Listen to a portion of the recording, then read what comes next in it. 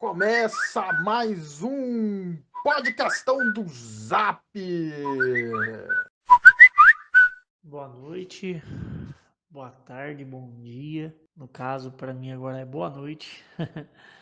Estamos começando mais um podcastão do Zap, com mais um tema aqui que eu queria debater, que está aí em evidência nesse governo, né? Que seria, no caso, um grande número de militares ocupando várias pastas e várias funções dentro desse governo, né? Parece até estranho a gente falar, né, que é uma novidade, né, ter tantos militares num governo, né? Mas a história brasileira, ela é repleta de acontecimentos que envolvem policiais. E talvez teve até alguns momentos que isso foi até mais intenso do que agora. Não que agora também não seja algo bem estranho, né? Dentro do porque a característica de agora é diferente de outros tempos, né? Porque nós estamos falando do período democrático, né? De Constituição, né? A Constituição, depois da Constituição Cidadã de 1988, né? É o primeiro momento agora aí que temos uma quantidade enorme de militares, né? Ocupando, como eu falei, várias posições do governo. Mas queria lembrar um pouco aqui, é, passa aqui um panorama, né?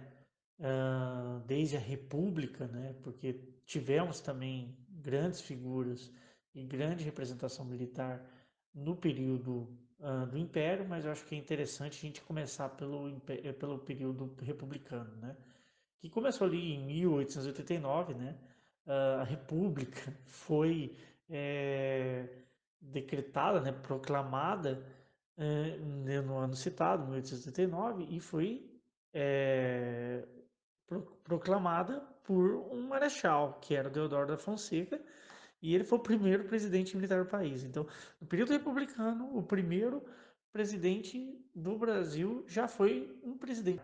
E foi um golpe, né? Um golpe de Estado que derrubou a monarquia, que a população estava atordoada, não entendendo, não sabia o que fazer, né? Naquele momento, e foi um golpe que veio outros golpes sucessivos, né?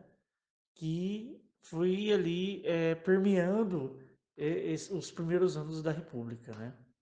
Após isso, né, pensando até 1932, né, a gente teve vários fatos, vários acontecimentos, várias revoltas, né, que teve participação do exército na repressão ou atuação dessas guerras, né? Como por exemplo a guerra do Canudos, né? As guerras de Canudos, né? Que foram algumas batalhas ali que foi ali um fato, né?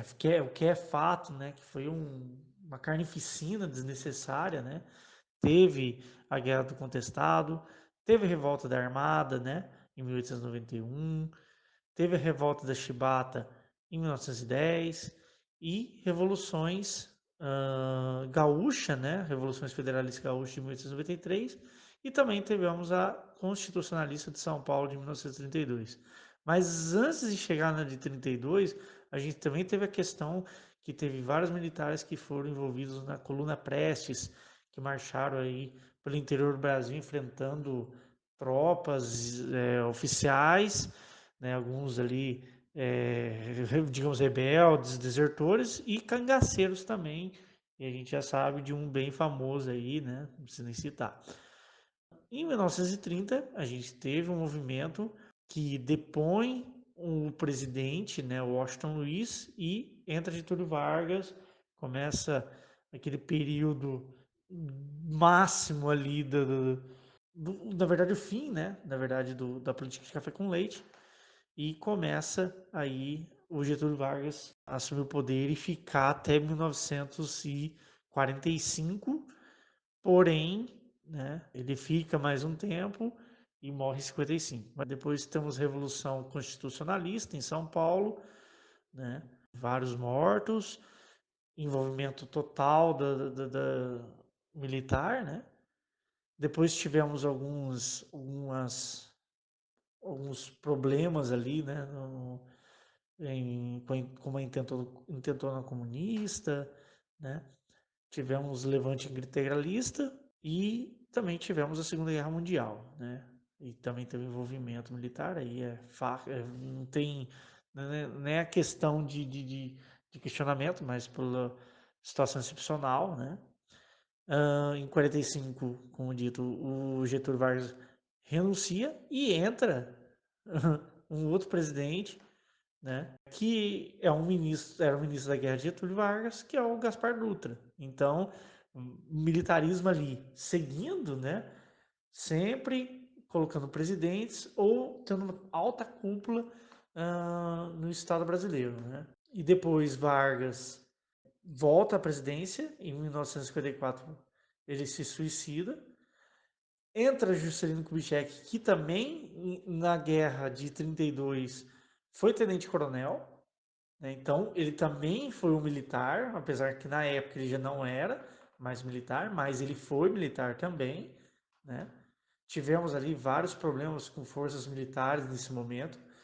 Teve ali algumas discordâncias do governo do JK com algumas facções ali militares, né? Por exemplo, uma revolta militar que teve em Aragarças, em Goiás. E a gente chega no golpe, depois do fim do governo do JK, e começa toda aquela questão do Jango, né? E a queda do governo do Jango pelo golpe militar que foi aplicado em 1964. Tivemos ali uma sequência de presidentes militares, né? Castelo Branco, Médici, Geisel, né? E Figueiredo, né? Também temos o Costa e Silva. Então, depois do Figueiredo, né? E em 1985 tem o encerramento do período da ditadura militar, né? E em 88, com a promulgação da Constituição, as Forças Armadas vão se afastar do núcleo político brasileiro, volta para suas funcionais, porém agora recentemente a gente volta a ver uma grande quantidade de militares aí assumindo o governo, né? Várias pastas importantes. E isso é um reflexo de um governo que flertou bastante com os generais, e os generais, na minha opinião, caíram numa armadilha que, ao meu ver, a história, né, ela teve ali os militares como protagonismo, mas dessa vez eles são coadjuvantes. Essa é a diferença dos militares nessa situação atual, né, na conjuntura atual. Então, olhando a história também, teve vários momentos de queda. Então, como que vai ser o comportamento dos militares perante possivelmente uma queda aí do governo Bolsonaro? Como eles vão reagir? Eles vão assumir o governo, vão adotar políticas parecidas com o que foi adotado no passado? Que eu não entrei em detalhes, mas a gente poderia estar num outro momento entrando nas políticas de cada momento, como cada período ali que os militares estiveram no poder, como eles agiram, né? Então, fica aí a pergunta, a dúvida, né? De como os militares no governo atual vão reagir com a queda, a queda não, ou até o fim do governo, pode ser que esse governo vá até 2022, né? Como que vai ser a reação deles, como que vocês vão construir um novo governo militar, né? Então vamos acompanhar aí os próximos movimentos, os próximos acontecimentos, né? Vamos entender a história dos militares nos dias atuais, certo? Falou, gente, obrigado e uma boa noite. Até mais. Bom dia, pessoal, ouvintes do podcastão do Zap. Está aqui falando é o Marcelo Rubens, complementando a questão levantada pelo Eric, né? Muito bem levantada aí com relação à história, né?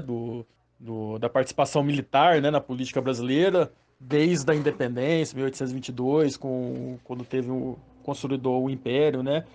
Os militares tiveram aí, vamos dizer assim, os militares ganharam força após a Guerra do Paraguai, né? Pois antes da Guerra do Paraguai ainda as forças militares brasileiras ainda eram bem desorganizadas, né?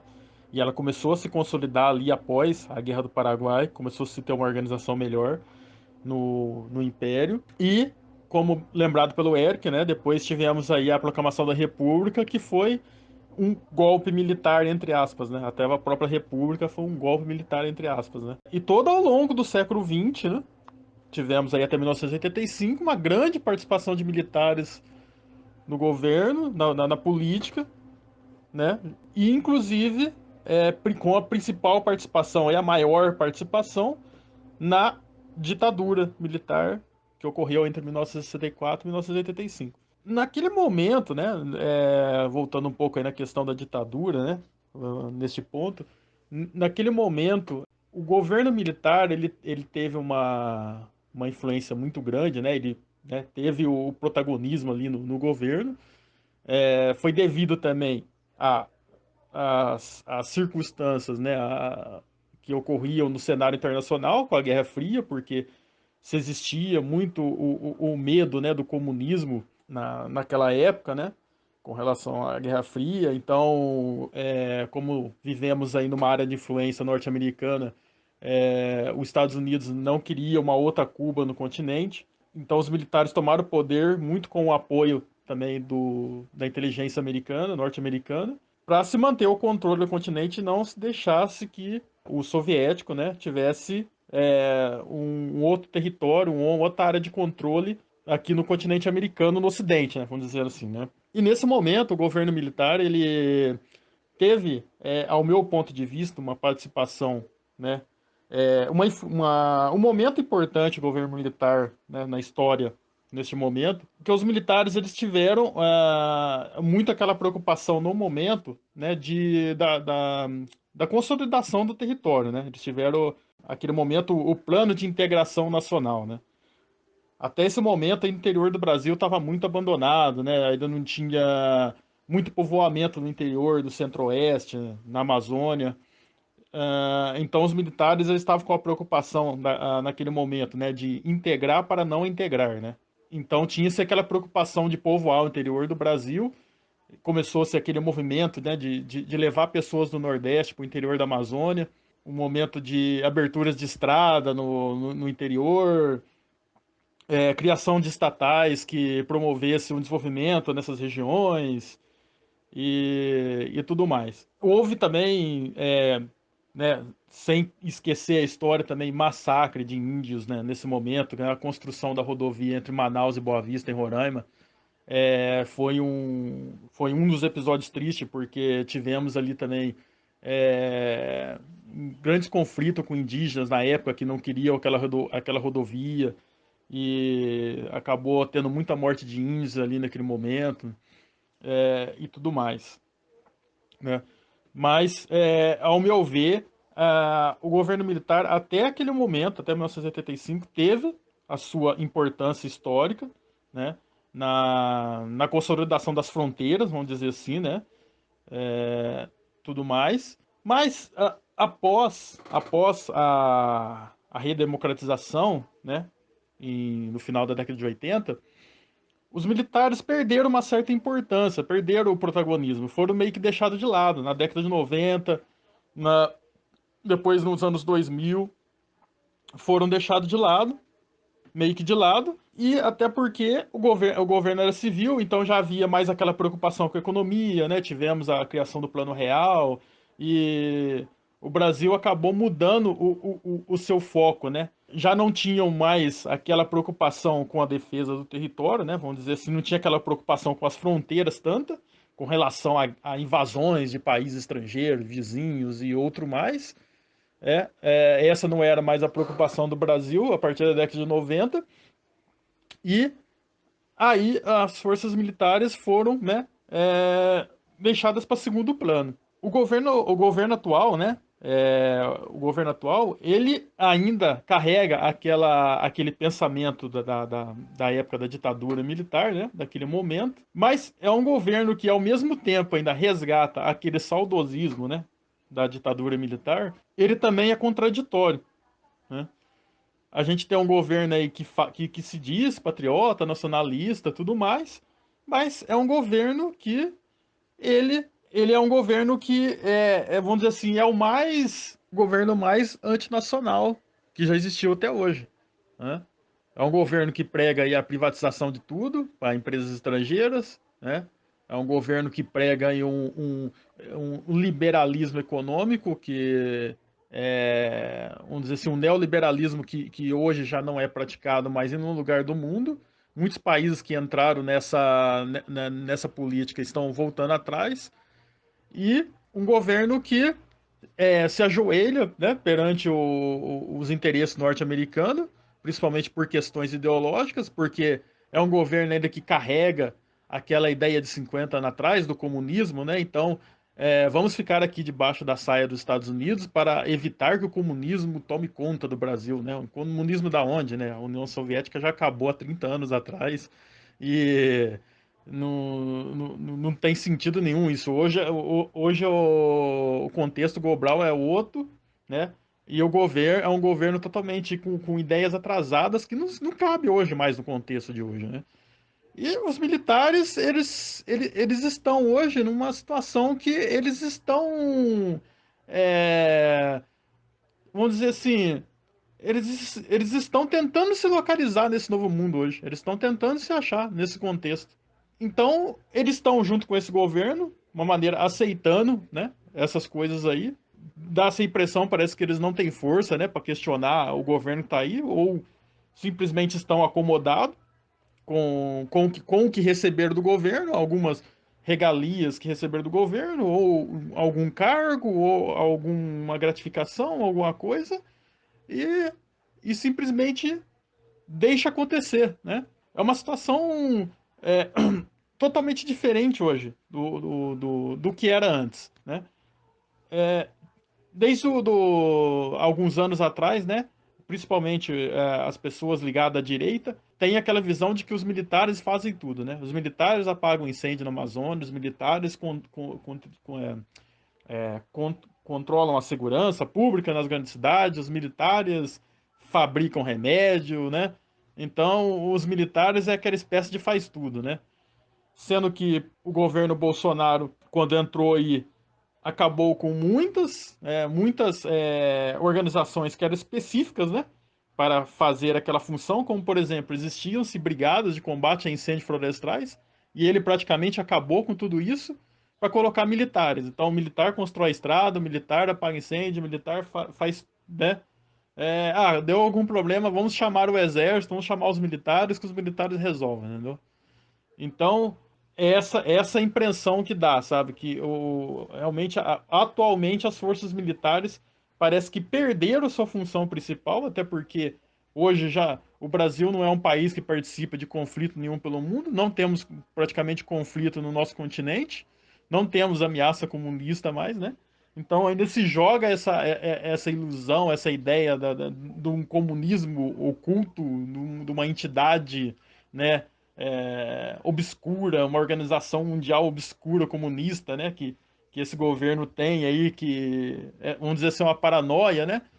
E os militares estão nesse contexto todo. Eu não vejo mais hoje os militares para assumir protagonismo de governo, para assumir a frente de governo nenhum. Não vejo nesse sentido, entendeu? Eu penso que mesmo o governo Bolsonaro caindo, que eu acho que é improvável, eu acho que provavelmente vai ficar até o final mesmo. Mesmo se, vamos supor, uma situação hipotética, se o Bolsonaro caísse antes de 31 de dezembro de 2022, eu não acredito que os militares assumiriam a frente do governo, né? Eu não vejo nesse sentido. Eu vejo que os militares eles estão ali mais por uma questão mesmo de vamos garantir alguma coisa aqui, entendeu? Alguma vantagem, alguma coisa nesse sentido. Porque eles também não iam querer ser vidraça, né? Na questão também. para ser alvo de críticas e tudo mais. Parece que está cômodo para os militares, né? Como está. E mesmo se o governo caísse, preferiria-se que tivesse um outro ali à frente, que não fosse militar, né? Apesar de o Mourão ser um militar, mas não vejo nessa posição, sabe? Dos militares tomarem a frente de governo agora, nesse momento. Daqui em diante, eu não vejo mais. Vejo hoje em dia, né, que uma tendência daqui para o futuro é que os militares acabam meio que cada vez mais perdendo a importância no contexto, na sociedade hoje. Porque hoje as necessidades brasileiras são outras, não são militares, né? E a tendência é cada vez ser mais. Então tivemos aí, só para lembrar um pouco da história, países, né, que praticamente não têm forças militares e hoje são altamente desenvolvidos, né? Tivemos a Alemanha, depois da Segunda Guerra, teve praticamente o exército foi praticamente, né, destituído, né? Não tinha mais praticamente forças militares. O Japão também, né, que eram os países do eixo ali da época. E são países que depois que deixaram de investir enormes quantidades em forças militares, acabaram se desenvolvendo muito, né?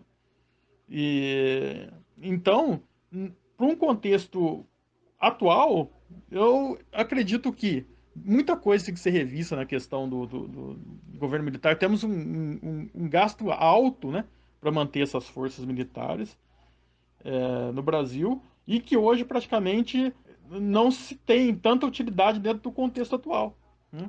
Isso é coisa, isso muito das coisas que a gente precisava ver. O que que a sociedade pensa sobre isso hoje, né? O que que pensamos sobre isso hoje? Será que vale a pena realmente termos esse alto gasto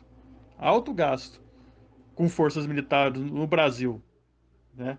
Que é um país que não tem envolvimento em guerra, né? Nem na região, nem no mundo. E vamos continuar tendo alto gastos com militares, com forças militares, simplesmente para ficar construindo estrada, simplesmente para ficar apagando incêndio, né? Então, isso são tudo coisas que precisam ser pensadas e questionadas na sociedade, né? Até a própria polícia militar também. A própria polícia militar também precisa ser repensada. Essa polícia militar que está hoje aí é polícia que vem desde a época da ditadura. É uma polícia ditatorial, né? Então, é uma polícia que massacra o pobre, é uma polícia, né, violenta. Então, tudo isso precisa ser pensado. O que queremos? Queremos uma polícia mais social, uma polícia mais comunitária, uma polícia preventiva, uma polícia mais inteligente, não uma polícia repressora, né? Uma polícia que vai lá na periferia e bate no cidadão da periferia que tá passando lá, que às vezes não tem culpa de nada, né?